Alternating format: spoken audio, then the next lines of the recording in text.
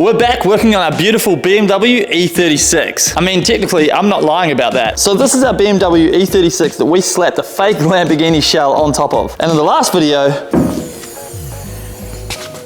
we got the iconic Lamborghini scissor doors working properly by installing our new gas struts. If you haven't seen that video, go back and watch it. But today we're getting straight back into this thing because we have, I think it might be less than 50 days now to get this thing completed for its debut drift event. And this is another really exciting video because we are installing our brand new Raceworks bucket seats. Look at these things. Like, these seats are absolutely exceptional quality and exactly what I was looking for the Lamborghini, because I really wanted something simple and not super over the top for this car. There are a lot of flashy bucket seats out there, but I just wanted black, nice, simple. Look at that Raceworks logo on the headrest, which is nice. Raceworks logo down here on the cushion, but nothing too over the top. But the best thing about these, they are FIA approved, which makes me really happy. Goes along with our awesome roll cage. This car is going to be nice and safe, which is good because obviously this is a fiberglass body. And if something bad was to happen, well, at least I know that we have the best safety gear. Not that anything bad is going to happen in this car because I'm going to drive it super responsibly, as you guys know.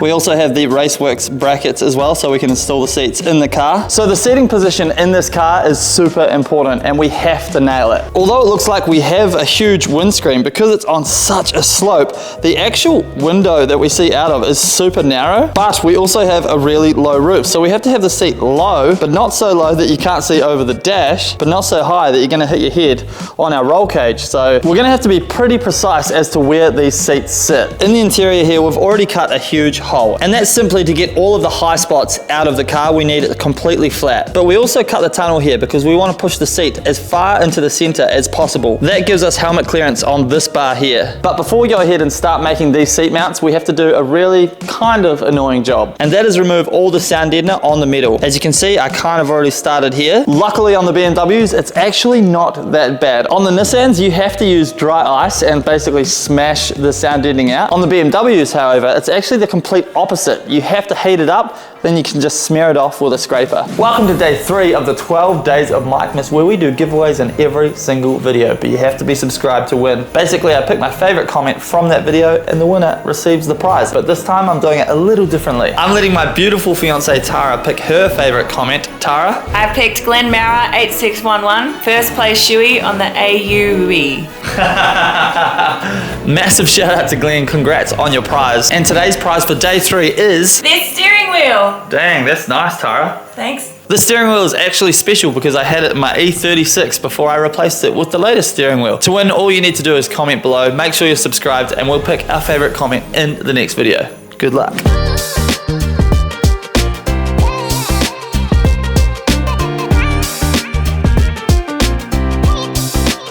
So I've got most of the sound deadening removed, and I was about to remove the last of it when I had an idea. So what I was originally gonna do, we've got this big hole in the floor here, and I was basically just gonna sheet that part in, and I realized why not cut the whole thing out and put one big sheet in there and just make it look super tidy as opposed to patching it. And that's exactly what I'm gonna do. So we'll cut all of this out to here, and I'll put one big flat piece of steel in there. Then we can put the steel reinforcements in where the seat is gonna sit. It'll probably take a little bit more time, but I think it's gonna be worth it in the end.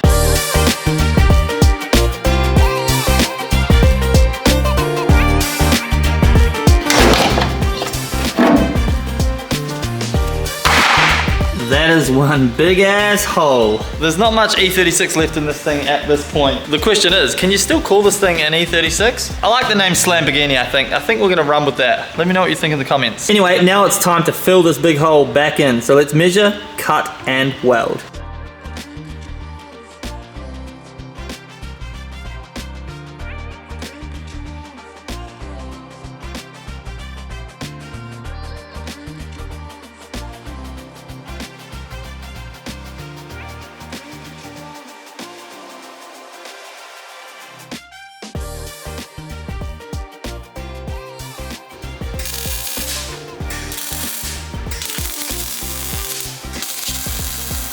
So after many hours, our floor is now tacked in. And I'm definitely happy that we decided to go ahead and throw a whole new piece of sheet metal in there because it does look a whole lot better. Of course, it's only tacked at the moment and we do need to tidy it all up, but first, we need to throw our brackets on our seat and sit the seat in the car for the first time, which is relatively exciting. Then we can figure out exactly where we need to weld in our big 10mm thick steel plates so we can mount our seat nice and solidly in the car. So I fit the Raceworks brackets to the seat and test fit the seat in the car for the first time, and as I was shuffling the seat around, I immediately knew this wasn't going to work. So after all of that hard work, we have a pretty big problem, I'd say, with the seats. So the seating position in this car was always going to be difficult just because these Lamborghini Diablos, they have very little room in the car. So we put the roll cage literally as far back as it can go because you can see there's the rear window right there. So we pushed it all the way back there and the seat is hard up against that cage. Now where it currently sits, it is going to work for me, but I can't run the Raceworks L brackets that we fit to the bottom of the seat, so I've taken those off and the seat has to go all the way to the floor on the car. That leaves us with this much leg room, which is just enough to run some pedals and feel comfortable while you're drifting. But these Raceworks seats are quite wide, so as you can see we're hard up against the gearbox tunnel there,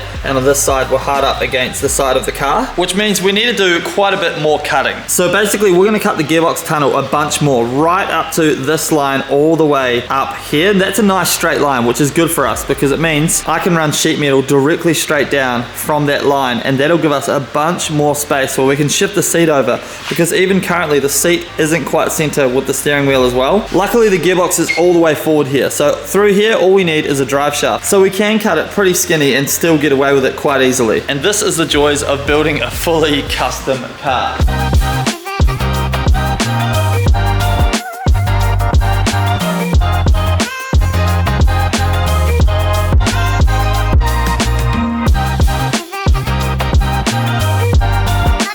So it's another day right now, and if you can't tell, I am quite tired and this seat setup is really fighting me. So the seat's currently sitting in the car and it's pretty much kind of in the position that we wanted in, and we've still got plenty of, I guess you'd say, small issues going on at the moment. So obviously we've cut out the whole tunnel here, which is pretty crazy. And what I'm trying to do is have room so that we can actually bolt our seat to the rails. So currently at the moment you can see down there, like you can kind of get to the bolt.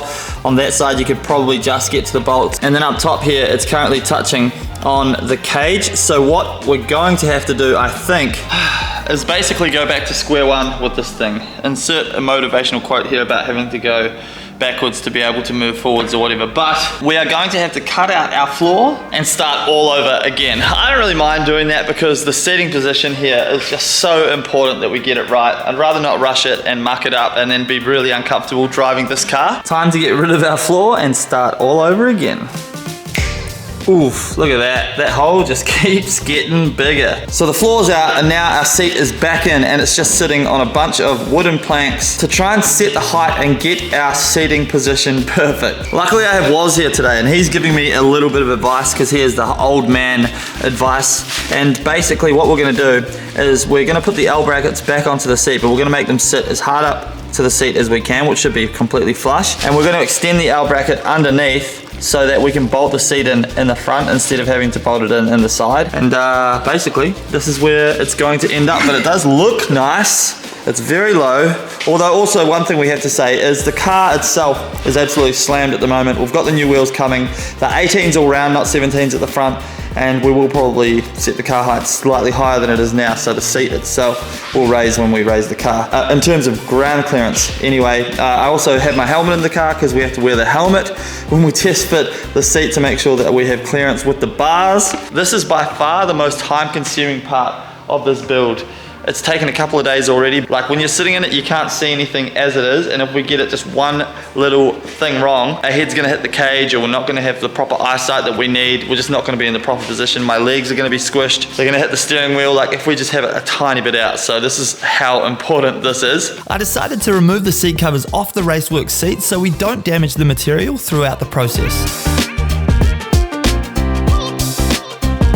I fabbed up some extensions for our seat brackets out of 8mm thick steel and welded them onto the brackets so we can finally fit our seats into the car.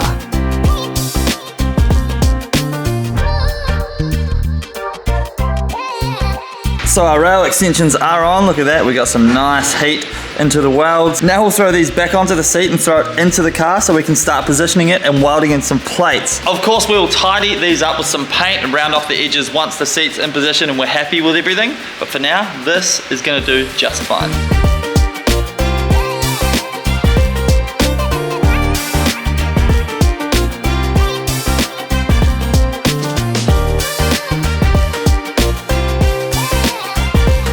And we are finally getting somewhere with the seats, thank gosh. So the seat is sitting exactly where we want it, which is fantastic. So we have our extended rails down here. I have the seat sitting on blocks. I've kind of tilted the seat slightly that way. Not enough to where you'll notice it, but enough to where we get a little more head clearance with the roll cage. So basically we're welding our 6mm thick plate to the gearbox tunnel up here. We're gonna weld the 10mm plate down to the side here. We're also gonna plate this off here. Then we'll drill and thread the 10mm plate and the seat will bolt into that. We'll do the same at the rear and then we can go ahead and sheet around everything and our seat will officially be mounted, which is honestly the biggest relief ever. Luckily the passenger seat won't be as difficult because we know exactly what we need to do now.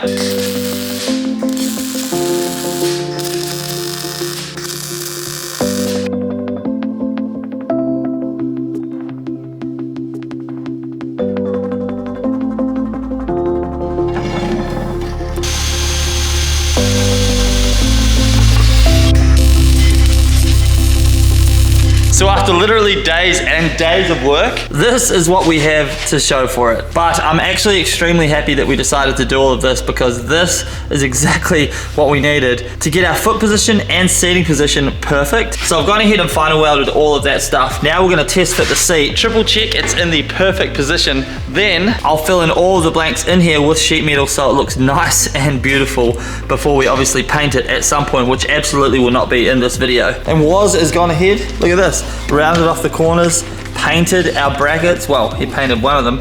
It looks so much better when you round off the corners. Looks like it's supposed to be there.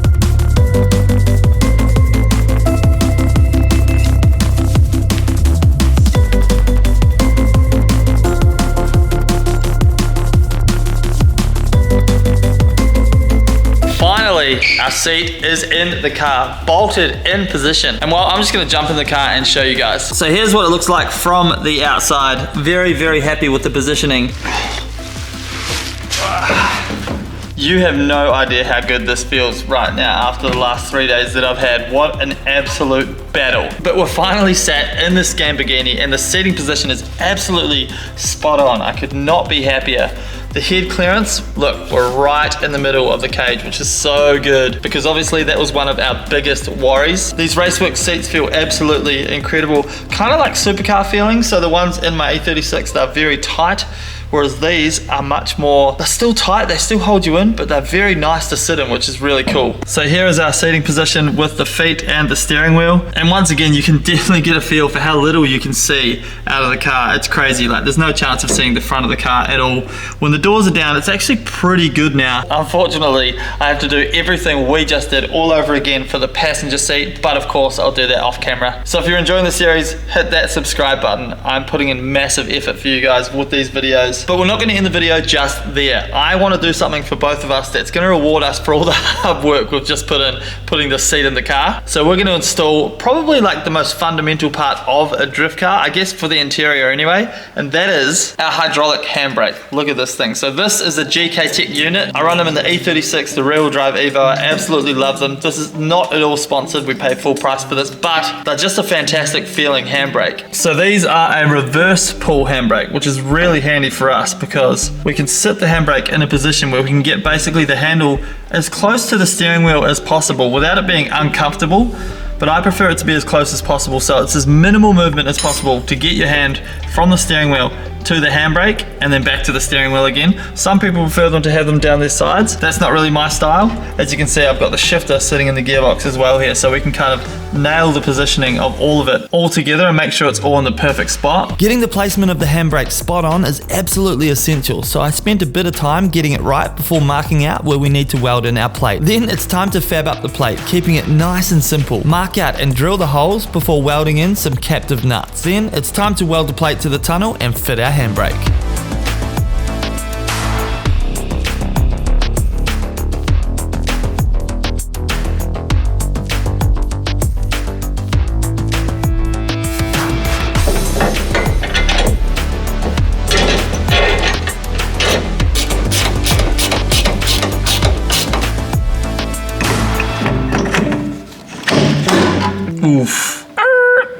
Look at that, we have a handbrake and it is in the absolute perfect position as well. So one big thing you always want to watch out for, when you pull it, you obviously don't want your elbow hitting your chair. It honestly never gets old fitting a handbrake into a car. It's literally just as exciting as the first drift car that I installed it in. But it's also just so exciting that the interior of this thing slowly is starting to come together. We've still got huge holes and massive things to fill in. Look how awesome that looks from the outside as well. So good. Once we have that whole interior painted white and we've got all the black bits and stuff in there, it's going to look absolutely phenomenal. You know what? I was going to end the video there, but I've got to cut the hole out for the passenger seat anyway. So I might as well show you guys what it looks like once I've cut the hole out and I've got both seats sat in the car. One more time for this video, a little bit of YouTube magic.